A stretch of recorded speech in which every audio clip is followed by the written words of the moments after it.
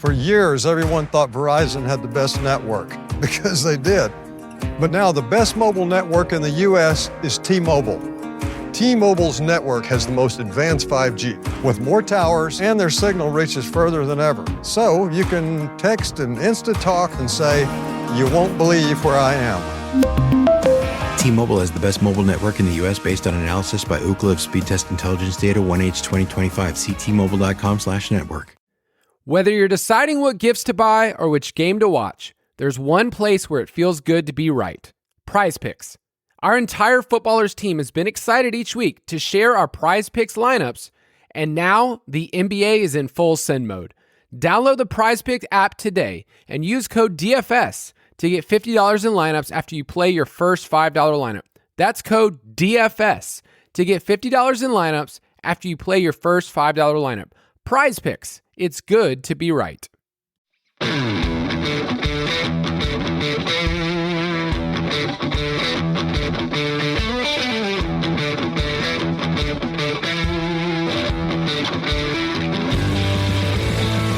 Welcome to the Fantasy Footballers DFS and Betting Podcast with your hosts, Kyle Borganoni and Matthew Betz.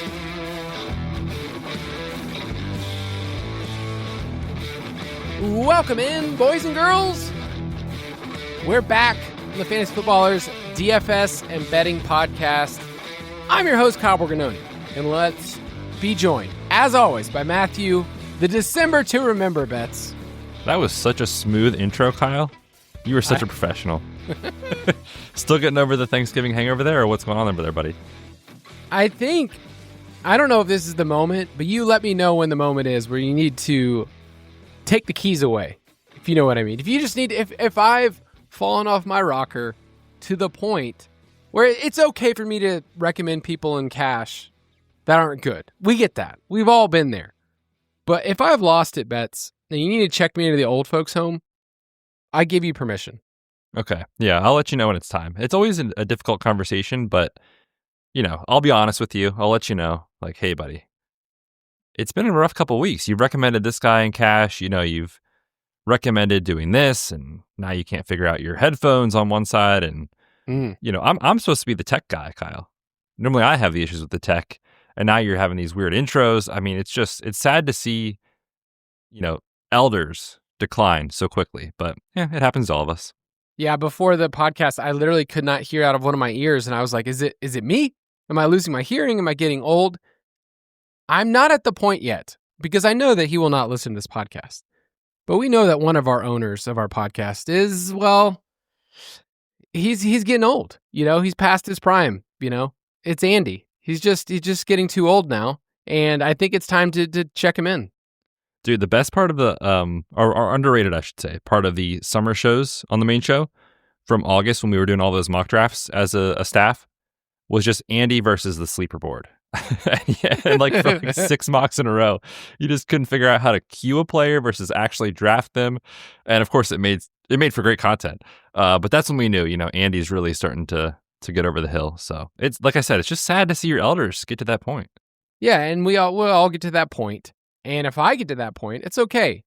Because, yeah, I've actually had a pretty rough stretch, honestly, in cash. And I would say everybody and their mother this past weekend, if you played the main slate, you're looking around, you're like, where's all the scoring? Like, I looked at the Millie Maker winning lineup and I was like, oh, not only does this make sense in hindsight, but this is a pretty low score. Like, to be under 200 and win the Millie Maker is not normal at all. It was a gross slate. We talked about that, right? It was like, these game environments are terrible. The quarterback slate, like, I think the Millie Maker winner had Tyrod Taylor, if I'm not mistaken. Hey. Because the Falcons. My QB1 in best plays. Was he really? I forgot about that. No, I didn't play him the way that I should have. Isn't that the best when you like put out advice and you're like, nah, I'm not doing that? The slate context in general was one that was honestly predictable. Like, we all talked like, dude, this is going to be pretty rough. Low scores might win. And in those sort of slates, like, those are actually kind of fun to play because it brings in so much more, I think, game theory aspect of it, where it's like, nobody really stood out as like an amazing play on the slate. Like, A-Chain I thought was an awesome play. It's so weird. He didn't even have a single catch. Like, when's the last time Devon Achane didn't have a single reception? But the overall context of the slate led itself to really questionable chalk. Like, because the builds on DraftKings especially kind of forced you into, like, you know, Jaden Higgins, who he was fine, but like not a slam dunk, I would say. Or like John Mechie or A.D. Mitchell. You got a 99th percentile outcome from A.D. Mitchell. But overall, I thought it pushed on a really questionable chalk. Oronde Gadsden, it's like, you know, he can do what any other tight end does, which is go, you know, 2 for 20 or whatever. So I thought it was a really good slate to get off the board. And I just really didn't feel comfortable with the slate, quite frankly, like at all for cash. I played like half of what I normally do in terms of amount of head-to-heads and entry fees and stuff. And I'm really glad I decided to cut back because it was not a very good week for me in that aspect. And I think a lot of people felt that. These slates really are challenging for cash, where it's just you're making so many uncomfortable decisions that it really does lend itself to a, you know, almost like a crapshoot in cash is kind of what it felt like. You weren't playing like the best plays. You were just playing like plays that fit your lineup. And we know the variance there is pretty crazy. So really good week to get off the board in tournaments. A pretty gross cash slate, I thought. Do you feel like it's one of those experiences that we as a group all went through, and because we went through it together, week 13, we're just for the better? We're just better people? I mean, let's remember, this is all about the friends you make along the way. It's all about the process, Kyle, as they say. But as he deposits again. As he deposits and his wife leaves in the minivan. The week 18 slate is going to feel like cake compared to what we just went through. Oh, yeah. Like, this slate prepared us so much for week 18. I mean, we already had guys out there like Max Brosmer, you know, Terod Taylor, you name it, Tyler Shuck. Like, it literally felt like week 18 for the first part. And I just want to give a quick shout out to Max Brosmer. Like, it's easy to sit here and be like, yeah, you know, like that was pretty rough to watch. Like, I genuinely felt bad for him as a human being thrown into Seattle on the road with that defense. Goodness gracious, man, that was really tough to watch. But hey, we get 9 back this week, so I know you're excited about that. Yes, I'm actually now at the point. It took me a couple days to get there, but now I feel bad for Brosmer. Now I'm like actually feel sad, and you know, it's a train wreck. It's like watching, you know, somebody get in a street fight. Like, oh, it's like watching Andy try to do a mock on Sleeper. It's tough. It's tough to watch. Now, just to remember this player and remember how bad it was, I now have this is the stupid part. But whenever his name shows up in any of my spreadsheets from now on in the future, Max Brosmer, it just shows a picture of a dumpster on fire. That's all his picture will ever be, Kyle, in my spreadsheets. Come on, man. Come on. You think he'll tell his grandchildren that I started in the NFL? Yes, and I think he'll leave out the next part. Okay, that's totally fine. If I played the NFL, I would do the exact same thing. I would not talk about my DK points at all, unless they were great, unless I had the little fire emoji. He did not have that. On this episode, we will quickly review a little bit more. We will talk about the Week 14 slate, a couple of interesting games that I'm excited to talk about, and your Eagles, the reeling, that are going to be on Monday night against my Chargers, man. Dude, speaking of Monday night, we should let everybody know. We are going to have another Discord event for that Monday night showdown. It's Eagles-Chargers. Might be Justin Herbert. Might be Trey Lance. Ooh. And brother, if it's Trey Lance, you know I'm running out at least one captain Trey Lance team. But yeah, we'll be in Discord. I think it's going to be all three of us. You, me, and Chris Cash. He writes up the Monday night games. We'll announce it in Discord and let you guys know specifically what time, or maybe on the Friday show we'll let you know. But yeah, it'll be Monday afternoon. We'll preview the slate. We try to do like 3 to 5 of those kind of throughout the season and just add a little something extra just to say, yeah, hey, we appreciate you guys. And last time Chris and I did that, it was actually a really good slate. It was Eagles again, and it was the Packers game. But I remember Chris was like super into Devonta Smith over A.J. Brown. That worked out. He was into both defenses like a true sicko. That worked out. So hopefully Chris can uncover a couple nuggets here for us, and we'll break that down in Monday's slate. But dude, it's crunch time, man. Best ball playoffs are here. Season-long playoffs are here. Like, really fun time of year in the fantasy football calendar.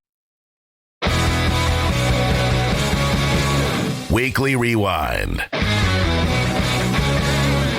We kind of buried the lead because the Thanksgiving slate was a lot of fun. We had 3 really good games, and I stole your lunch money. I will be using that money for a Chili's lunch. You know, you gotta shave off a few bucks here and there, get a lunch menu special.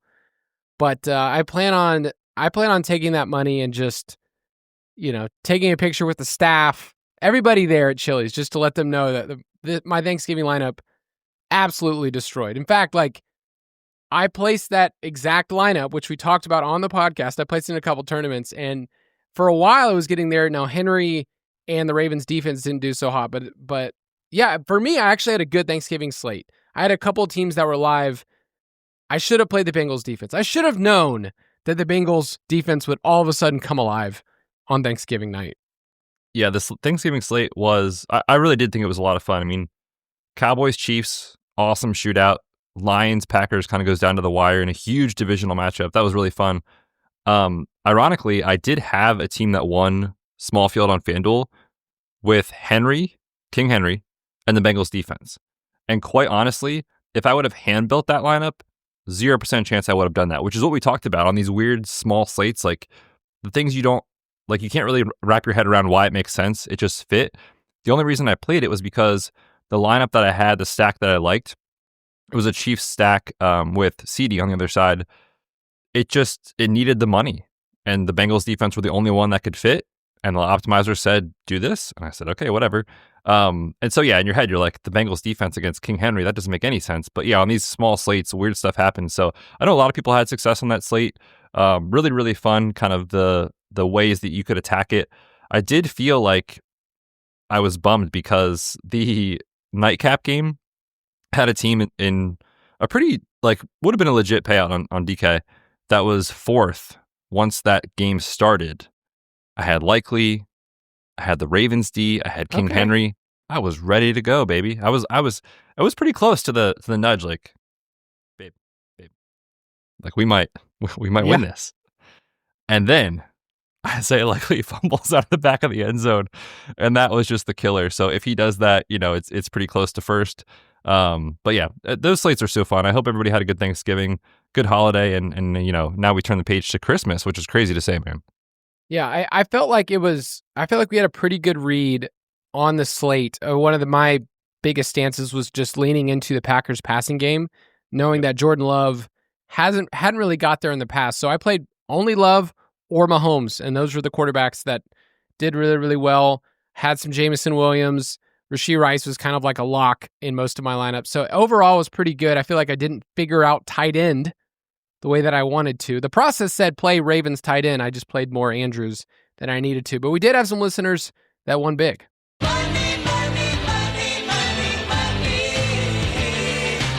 I have one here from Denisio on Discord. First time winning big. Been listening to the podcast for years. Happy Thanksgiving. Thanks for all you guys do, Betz and Borg. Another one here from Hippocampus said, I finished top 5 in a $5 single entry contest. I would have taken it down had I not swapped from Wicks to Watson last minute, but oh well. Mott sticks at Chili's, I guess. So nice, place 5th. And then I thought this one was good, just as every single Monday, Betz and I write our review articles. And I need to confess, sometimes I get to Monday, do you feel this, Betz, where it's like, oh, I don't know if I want to write that. I had a bad weekend in cash, or man, this is a dumb mistake. But we try to be honest, and Brad Retired on Discord said, I just want to write that I really appreciate the honesty and integrity of you both bearing your souls each week in cash and your small lineup review. As Paul DiPodesta says in Moneyball, it's looking at the process rather than outcomes. Thanks again, guys. Hoping your outcomes catch up with your process rest of season. And it is humbling to give advice and then either do poorly, or you look at your process and go, that was wrong. So we try to be honest. We try to be really, really clear with our props and, how we did there every single week. So hopefully you guys understand that the product that we have with the DFS Pass is we're putting our heart and soul in it. We're trying to be honest and be transparent, and we think that it's a pretty good community. So anything you want to say there before we move forward, Betz? I missed that note yesterday. Thank you to whoever put that out. Yeah, it is. It's always easier to come in on Monday and write that when you cash in those contests. It is not as easy to write when you have to let everybody know how much of an idiot you are. But I will say it has really helped me, I think, in the process of building the lineup, because when I'm making my small field lineups, I am genuinely thinking about okay, how am I going to explain this in the article? Like, I can't just click buttons and be like, oh, if it didn't work, like, I have no accountability, whatever. It didn't work. Like, I need to actually have a process. So being able to write the article every week has helped. And I will say, like, taking lessons from previous articles that I've written to myself has also helped, I think, throughout the year. So yeah, it's been a good, I think, addition to the DFS Pass. I know people every week, Kyle, do look for your cash review article just so we can all kind of understand the slate better together. I think it's been very helpful. So yeah, like Kyle said, we are really big on transparency. When we lose, we're not going to hide it. When we win, we do want to celebrate. But, you know, people expecting to win every single week in this, if you've been doing this for a while, you understand how it goes. The kind of like marketing angle of some stuff of like, come win, you'll never lose, always win with us. It's just not real. So we try to keep it honest with you guys, and those articles, I think, help do that, at least to some degree. And then Kyle said in props too, just transparency. We recap every week in the article, in Discord, let you guys know what we did. I will say, give out an under on Devin Singletary last night. That didn't work because the Giants decided down 2 scores, we got to establish it. That was driving me crazy because I was really invested in that game. And I'm just like, they are down by, do they realize how much time is left that they don't need to be running the ball? They don't. It's a good reminder, like, we are trying to predict what other humans might be doing on the field, and coaches rarely do a rational thing. Obviously, he cashed like in the first, quarter and a half. It just really had a nice open. But, in the previous games was like clearly not the guy behind Tracy. And all of a sudden he was running as the RB1. So same thing happened with Travion, right? Where it's like, oh, Travion performed so well.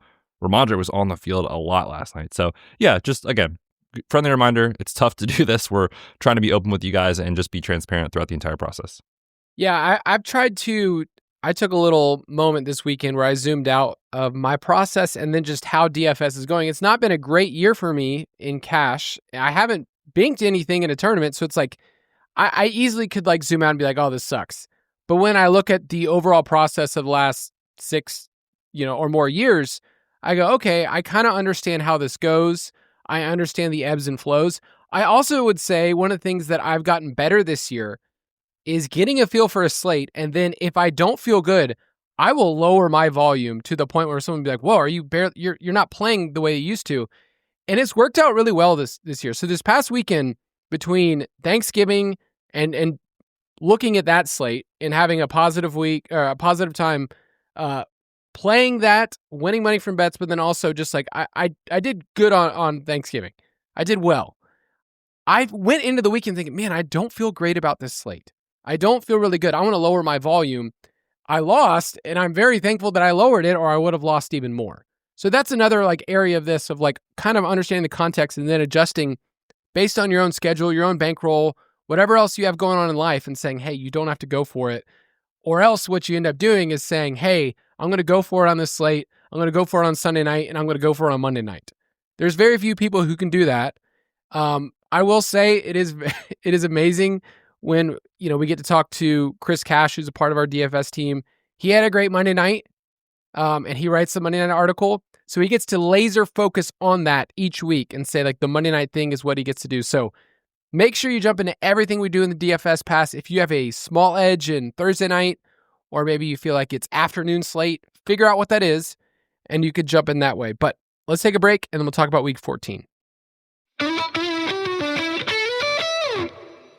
'Tis the season of gifting and halls to deck, and the Who's and Who Newville were in love with new tech. Where can we find Sonos and Samsung and Nintendo, they shouted. Would they find it in one place? This they questioned and doubted. When suddenly a Who yelled, Walmart's the place to start! And each Who added headphones, TVs, and games to their carts. With Walmart, their shopping was done in a flurry. They cried out, who knew? And ordered their gifts in a hurry. Shop the latest tech gifts in the Walmart app. At Lowe's, before the holidays is the perfect time for upgrades and upkeep.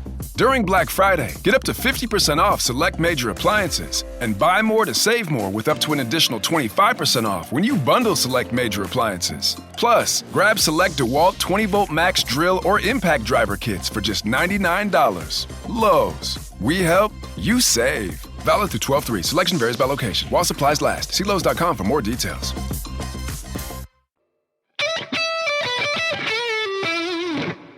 There's somebody out there that's like, hey, I'm still trying to figure out what my edge is. And maybe it's like second half, WNBA. Like that's what you play on DFS, just only second halves. Or you end up playing, only college football bowl game showdown only. Dude, I wish I could play. It's not legal in PA. Oh, really? Yeah. It's a bummer. I have been getting really excited for prospect season. Oh, yeah. I spent way too much time because we did an episode on the Dynasty podcast this past week. I had a lot of fun scouting college football and figuring that out. So college football playoffs are right around the corner. State of the main slate. So it's week 14. Our Thursday night game is going to be really, really fun. So the Thursday night lineup that you have this week, Betz, our Cowboys at the Lions. The momentum could not be different for these two teams. The boys, it's like really fun to watch the Cowboys and kind of root for them because I've never rooted for them, but I've kind of slowly been a Cowboys fan recently. Big game Thursday night. If the Lions lose this game, I don't know what their chances of like making the playoffs are, but they are going to fall, I think, somewhat significantly in terms of their odds to make the playoffs. Cowboys have a 17% chance based off Next Gen Stats predictor. Seems like maybe a little too late, but they're fun to watch. This team is not what they were in the first month, where we talked about this, right? Like the defensive injuries and the offense was good, but now it's firing on like all cylinders with Pickens and CD healthy and Dak playing. I think truly Dak has had an MVP caliber year, but they just aren't winning enough games, and Stafford and May are doing their thing, so it won't happen. But he's played it very, very well. My early take in the week, and I'll write this up too, but it does kind of feel like the Cowboys can steal this one, and maybe it's not even steal it. Like I just think currently these teams are maybe on the same level, not that we thought they would be in the first month, but the Lions have a ton of injuries. The Cowboys are getting healthier. They're kind of just trending in the wrong direction. But Dan Campbell, off a loss, rallying the boys. They've been going through it in Detroit, but if there's one coach that you trust to kind of get the locker room right, certainly it's Dan Campbell. Huge revenge game. Dan bleeds Lions, but there was a point in his life where Cowboys was all he knew. So think about that. But the Lions, Terry Arnold, right? Out for the season, their cornerback. Yep. I'm assuming Amon-Ra on a short week doesn't play. I doubt it, but it's possible, but I'd be surprised. And then Brock Wright, still dealing with some injuries. They got to go back to Anthony Ferkser, the Ferk daddy.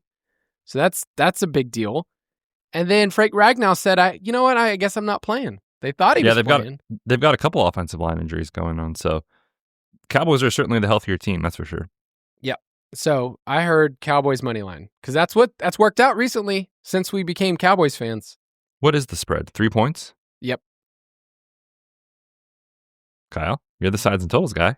I would take the Cowboys money line. I don't even need those points, dude. All right, so let's talk about these games this week on the main slate. We have 11 games, and there's one game that's above the rest.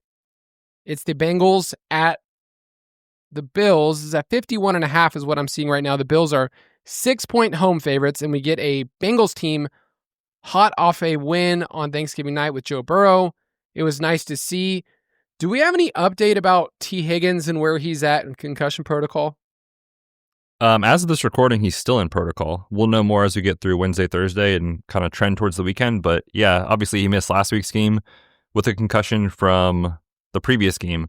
So we'll see. You never know, like, specifically what the concussion is going to lead to in terms of symptoms and recovery. But the fact that he's still in concussion protocol, now, what would this be? This would be 9 days after the injury. Definitely does not mean he's guaranteed to play this week. I'll say that. So we got to monitor Cincy's injury report closely. That's definitely the game that's sitting above the rest in terms of totals. There's a couple others at the 48.5 mark that we'll definitely talk about and we'll preview on Friday's podcast. But hit me with the teams that have the highest implied totals for the week. Bills leading the way, 28.8. The Rams right behind them, 28.5. Then we have three teams tied at 25.5. The Bucks, the Packers, and the Seahawks. Then the Colts just behind them at 25 points. I definitely think that Colts game, so it's at Jacksonville. The Colts are 1.5 point road favorites. I definitely think that's going to be a game that I have circled this week because of the way the Jags have been playing recently. Technically, they're first in the AFC South. The Texans have also been playing great, so it's kind of turned into this 3-team race where before, about a month ago, we're like, oh, the Colts are running away with that division. But it's super close. The weirdest thing about the Colts is since their bye, I feel like they've been all over the map trying to figure out their game plan. In week 12, their pass rate over expectation was second in the NFL, was at plus 14%.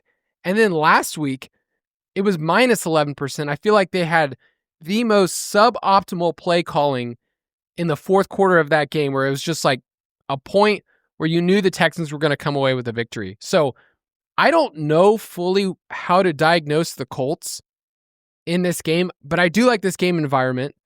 I do think it's a good spot for Jonathan Taylor. These teams play each other again in a couple of weeks, in week 17.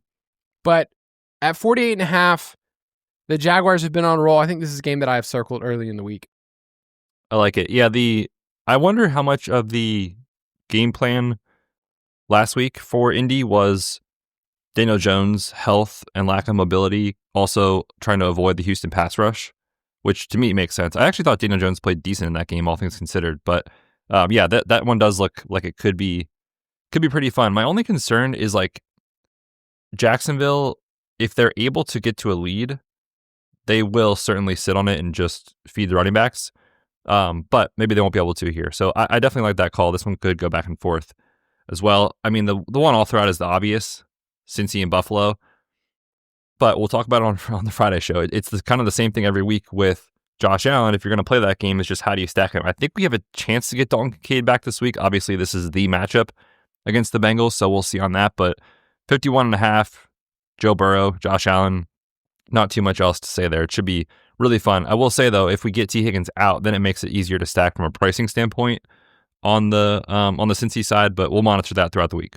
Well, can I let you know that Khalil Shakir, if you're looking for a stacking partner, the last 3 weeks, he's 1 for -3, then he was 8 for 110, and then he was 1 for 5 this past week. So based on these trends, you tell me. It sounds like the dude's going to go off. What's interesting about Shakir is he ended up being a really semi-popular cash play this past week. And so like I saw him end up at like 30% or so in cash just because he was in that perfect middle range. But like week to week, I do not know who the guy is going to be for the Bills. So I have a hard time plugging those players in cash, anybody other than Allen. And I think James Cook has earned our trust over and over and over again. It was sad he didn't get in the end zone last week because, you know, we called him out as a slate breaker. He goes for almost 190 total yards. He was awesome. He got over 30 carries. Like their plan last week was we're going to run the ball at the Steelers. And we talked about that. We kind of profiled like, let's lean into the run game. The team didn't really get there because they had a defensive score, but like the Bills looked good. They looked dominant. The Steelers looked horrendous. Like I'm trying to think of which teams looked the worst this past week. The Steelers, the Vikings, they're at the bottom of the barrel in terms Eagles of just terrible. Well, yeah, but you know, they're always a little grumpy. Everybody's a little grumpy there. We need to throw the ball to AJ Brown. He gets his points. It doesn't matter. You know, dude, they have a lower offensive success rate over the last month than the Jets. Dude, so. The Jets are, hey man, the Jets are a great offense. They won somebody a milli maker and they just came through. I don't know what team they played this past week, but they came through. Oh man, our teams are reeling. It's a good time of year. You know what's really sad is I made the joke on the podcast. I forgot I made the joke, and someone reminded me. They're like, "Hey, you said on the key to the slate would be Falcons and Jets," and it was. It was exactly what you needed. If you did a Tyrod, you know, with A.D. Mitchell and brought it back with Bijan, that's what you needed this past week. So wild. I know it's crazy. In terms in the of rain. Yes. In terms of sneaky games, I want to bring up New Orleans at Tampa Bay. I feel like there's a lot of value across the board. So if I had a Wendy's value menu drop right now, the sponsorship, if you're listening out there, Wendy's, I would put it right here. Tampa Bay's pass defense is one of the things that allows this game to kind of like creep up on my radar. They're 29th in passing yards per game allowed, and they're dead last in schedule adjusted fantasy points allowed to quarterbacks since week 9. You get a really cheap Tyler Shuck at 4,600. You have a bunch of cheap options. Olave's still not expensive. Vele's in play. Devin Neal, who you'll talk about on the Dynasty podcast this week. And then the Tampa Bay side, like, it was nice to see Chris Godwin in the mix. Nice to see Bucky back. I think this is a sneaky game. Yeah, makes a lot of sense to me as well. I feel like the last time these teams played, it was one of those, like, you kind of like could see the path where it would happen, but I think it was Spencer Rattler at that time. Actually, it was. I played a Rattler to Shaheed team in this matchup last time these guys played, and he's just missing Shaheed on deep pass attempts over and over again. So the template is there for this game to succeed if some of those big plays can happen because of how Tampa plays defensively. And, you know, you just need the Saints to hold up their end of the bargain, which, you know, maybe they do, maybe they don't. But that's why I think it's a fun spot to look at for tournaments, because the range of outcomes is pretty wide. So I like that call as well. I'll throw out as a sneaky game, Green Bay Chicago is intriguing to me. It's a divisional matchup. I think you could see a world where Green Bay's defense plays well. The Bears, you know, try to slow the game down and just lean on the run game, which has had a lot of success this year. But I also think there's a range of outcomes in the game where these defenses will give up explosives. The Packers will give it up, generally speaking, in the run game, which kind of feeds right into what Chicago wants to do. Chicago has given up explosive plays for most of the year. And Jordan Love, you know, that's why I played him on the Thanksgiving slate, was like, hey, I know the floor is low, but when he hits, he does have these games where you're like, oh, where'd that come from? And this matchup does look like it is one where he could take advantage of. The stacks are super cheap, right? Like Watson, if you wanted to go to Wicks, if you wanted to throw a dart on Romeo Doubs or whoever it is with him, it's still very cheap. On the other side, same thing is true. Like DJ Moore remains dirt cheap. Colston Loveland is only 3,200 on DraftKings. Those guys are cheap. So this one is one that I'm definitely looking at and seeing, I think, a path where it can go off, and the price is right on both sides of the game.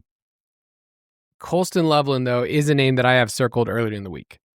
So I'm with you looking at this game and trying to find the value. I think this is a good Josh Jacobs spot. Yeah, it's an interesting game because you look at the totals on the slate and you're like, man, there's a bunch in this kind of 40. It's at 44.5, but there are some really gross games. So I could definitely see this one being one that I could see go over. A game that I want to be underweight. You call me crazy if you want to. It's Tennessee at Cleveland. It's not really the best teams in the NFL. Cleveland is 32nd EPA per play on offense, and Tennessee is 32nd EPA per play when you factor in both offense and defense. They've basically been the worst teams to watch on offense. You can throw in the Raiders if you want. And then the total is just wild. Like it's jarring to see a game that's at 33.5. And I was like, man, how often does that happen? So I did the thing that I do, and I went back. Last year, there were 2 games under 35, over under 35. 2 games. The year before, there was 11. Okay, so I was like, wow, that's a crazy thing in 2023. In 2022, there were only 2 games. Betz, what happened in the NFL from 2013 to 2021 that there were no games with an over-under of 35 or below 35?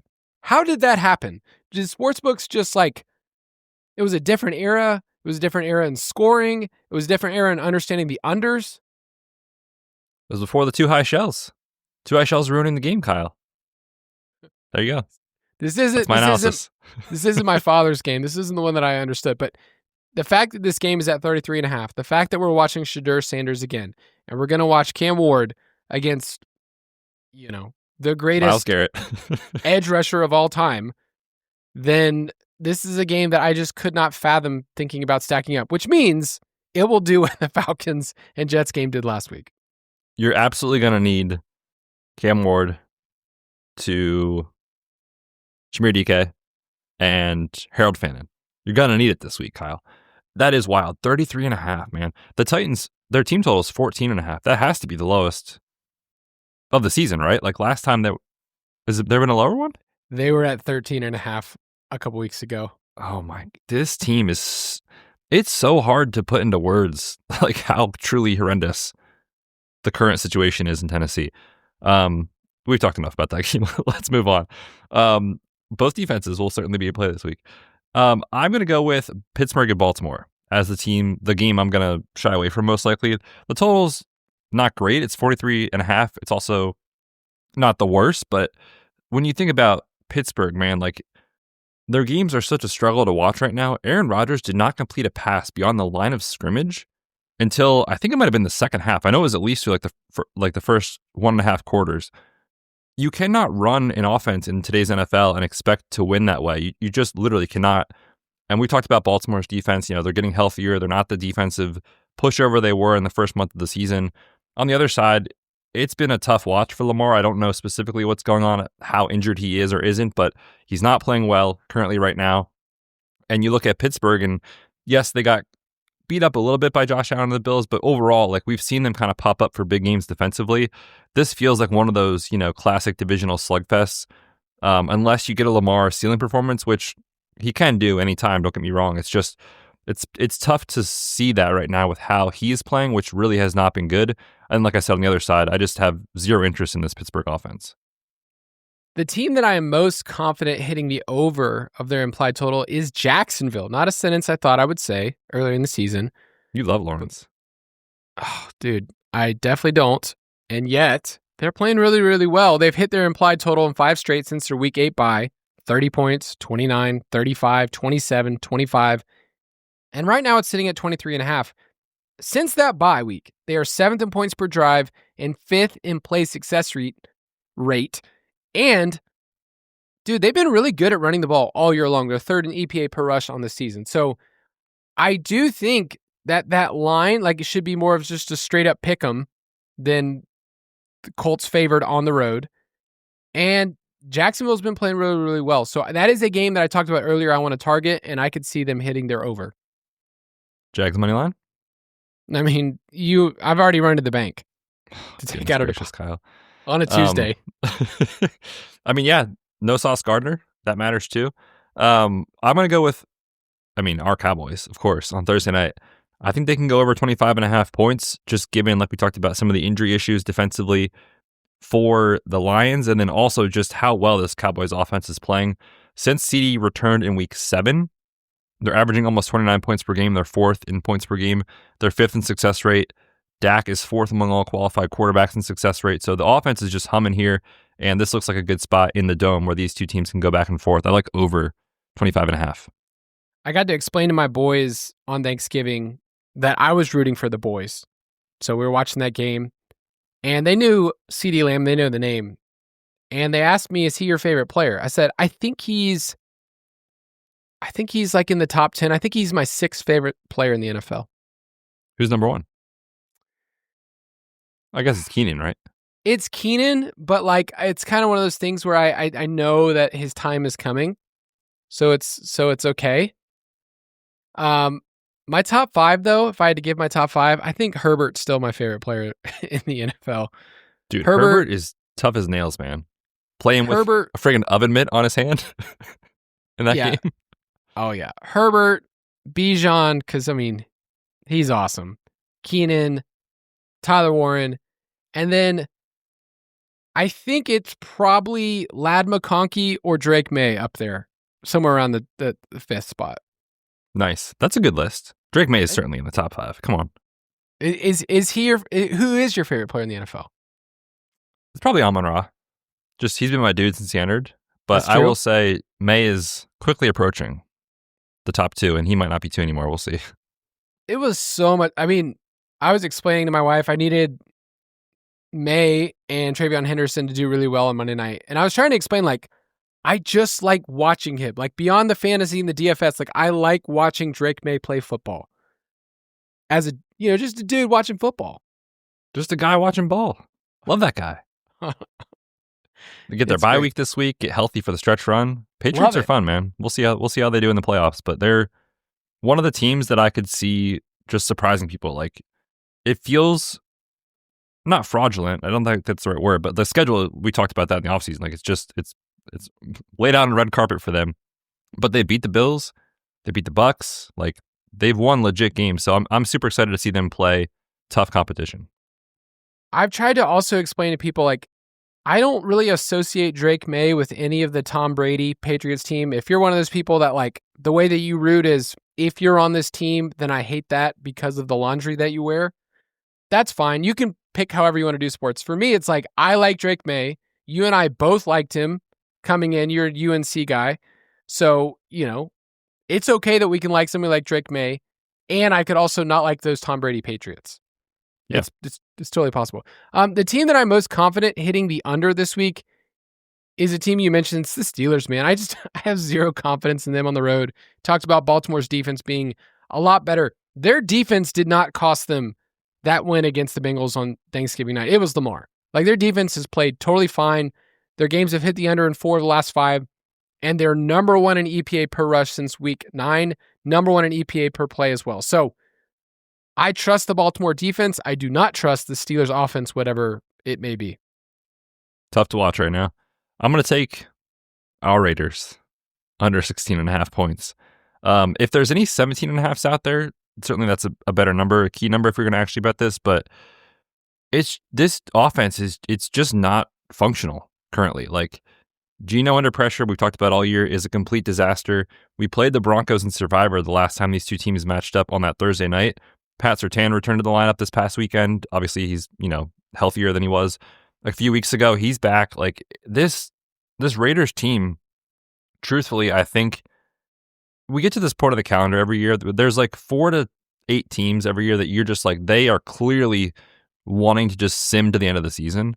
The Raiders have entered that conversation. Maybe they've been there all year, but there's no consistency. Like, Brock Bowers is, I don't know where you'd rank him in like skill players in the NFL, but he's, I don't know, top 10, top 15 at worst. This guy is a monster. And 1 week he'll have 12 targets. The next week he'll have 3. Then he'll have 4. Like, there's no actual identity to what this team is. And every week it's just a struggle. So yeah, give me the Raiders under 16.5. If you can find 17.5, very strong play. We've been piling on the Raiders, if you haven't noticed, pretty much every single week in Survivor, right? Like, it's kind of been like we've gone against them like 4 times already. Yeah, it's been, let's see, 1, 2, 3, 4, 5 times. Wow. And next week they play your Eagles. So it's really That'll hard. be the game they randomly win. I know.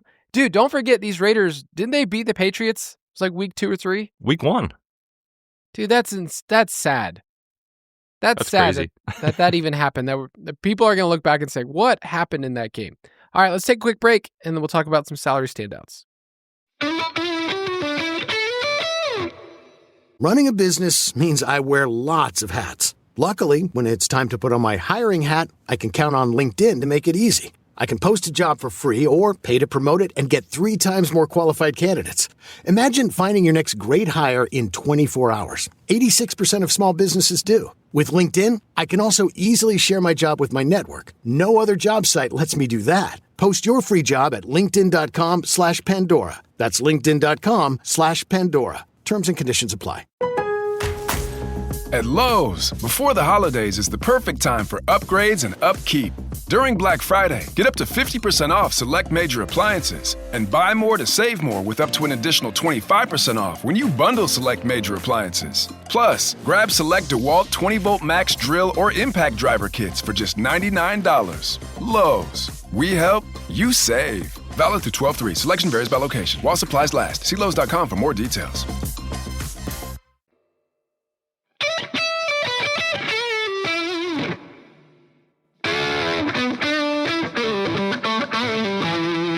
Salary standouts. All right, earlier in the week, here are some players that you can have circled for your player pools. Josh Allen is the most expensive quarterback at $7,700.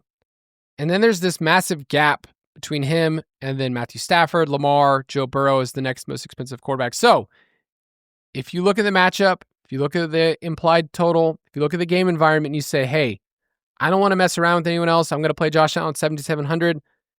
He's still too cheap. DraftKings has been a little too soft this year. I mean, you could just push them over, DraftKings pricing guys. They're just the dudes in charge of that. Just into a locker. Never see them again. They're not going back to the same school. These guys are chumps. It's been soft all year. But you could go back to Jacoby Brissett, who's just kind of hanging out at $5,700. just doing his thing. They're losing, but he's throwing the football. Have you looked at his 17-game pace in his starts? Because it is baffling. If you just include week 6 to 13, the games he started, 7 games played, his 17-game pace, 731 pass attempts, over 5,300 pass yards, and 32 touchdowns. The man is just chucking the Cardinals, I think, just leapt to be number 1 in pass rate of expectation on the season. Obviously, in his starts, they certainly are. But yeah, I mean, Trey Benson isn't ready. You're not going to build the offense out of Bam Knight. Like, this is the plan. Drop back Jacoby over and over again. So we talked last week, like, will the shoe drop? I don't know, maybe soon, but it doesn't seem likely anytime soon at this point. And the Rams, you know, they're a very good defense. I think last week was kind of a surprise to a lot of people. But we talked about this in previous shows. They won't give up usually a ton of points, but they will give up completions. And Jacoby just volume over and over again. I think he's a strong look again. Dude, since he became a quarterback, it's not just like he has the only player that has more fantasy points is Josh Allen. He's been incredibly consistent. He should be, based on his passing volume, I don't know, $1,000 more, at least. Probably.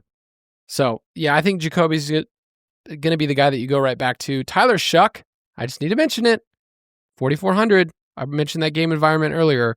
He's too cheap for how bad the Bucs have been over the last 6 weeks, giving up the most schedule-adjusted fantasy points to quarterbacks. So if you adjust for price, I think Tyler Shuck is going to be in the conversation as if you want to punt it off a bridge, it's fine. He's been running a little bit, like 4 rush attempts per game, but those are kind of the early in the week plays at quarterback. At running back, Jonathan Taylor's a little cheaper than the 10K we were getting a couple weeks ago.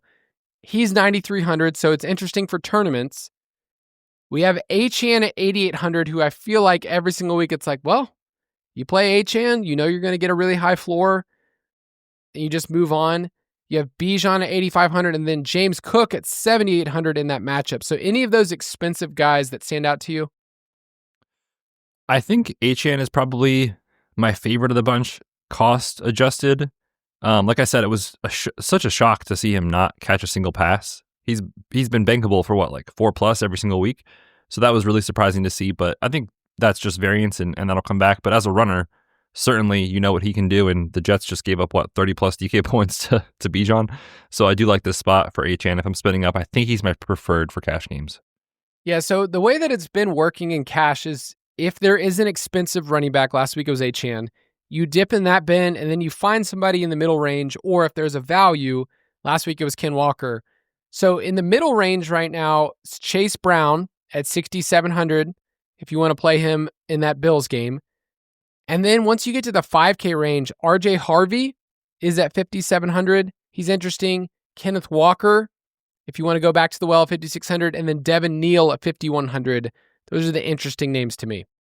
Yeah, I agree. And I think even over on FanDuel, if you're getting a quick look over there, I think Walker will again be so popular. I don't know how I'll handle him in tournaments, but for cash, he's priced at 6,600, which for context, like if you don't play over there a ton, that's where like sometimes the backups live in like the low 6Ks. So he is just buried.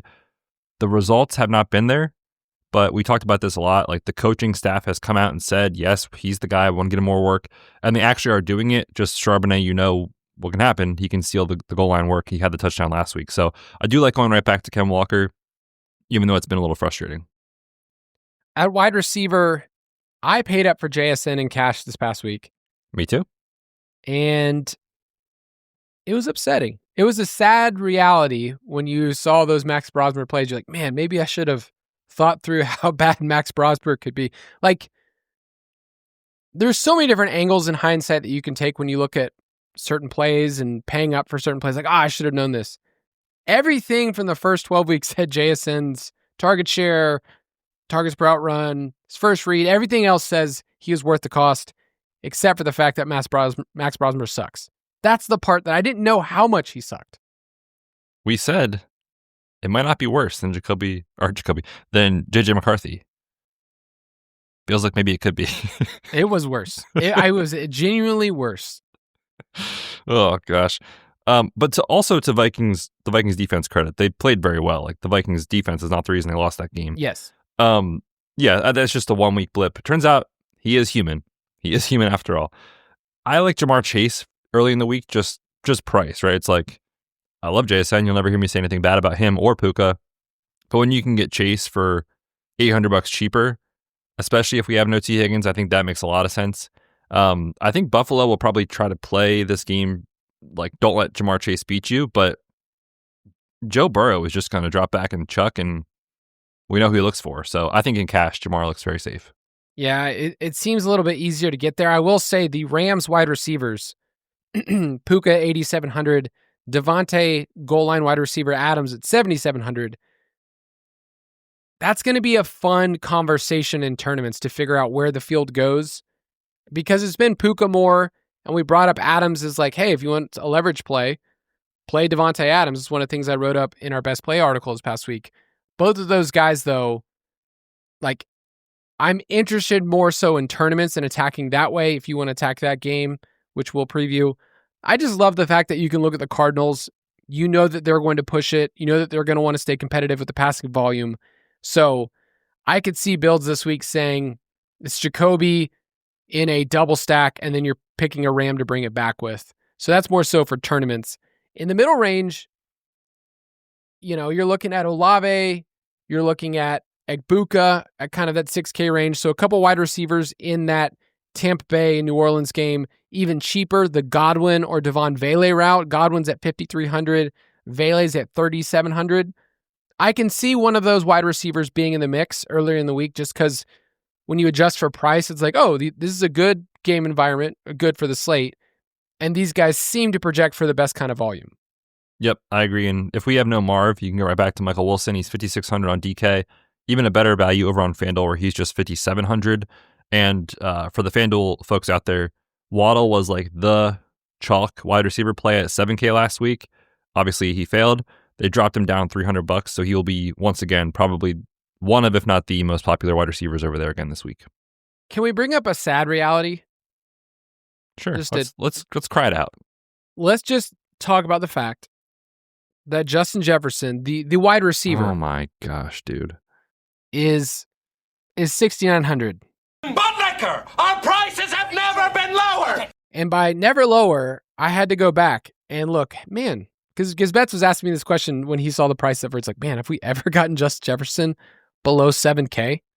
Oh, it was Christmas 2020 when he was a rookie and Alvin Kamara had 6 touchdowns. That's the last time we've ever had this cheap of a Justin Jefferson.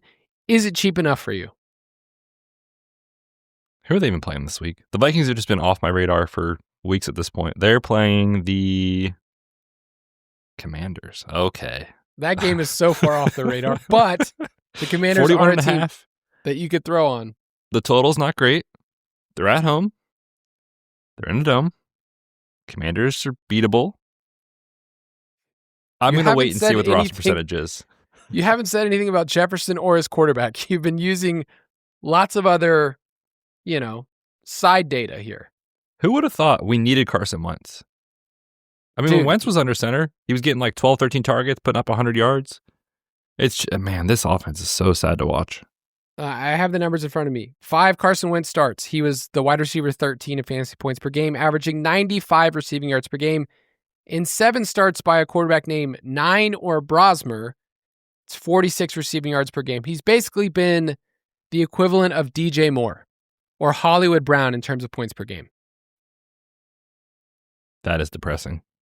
Dude, it's it's incredibly, but yeah, I'll let roster percentages, because you don't tell me it was a good time to play Justin Jefferson under 7K.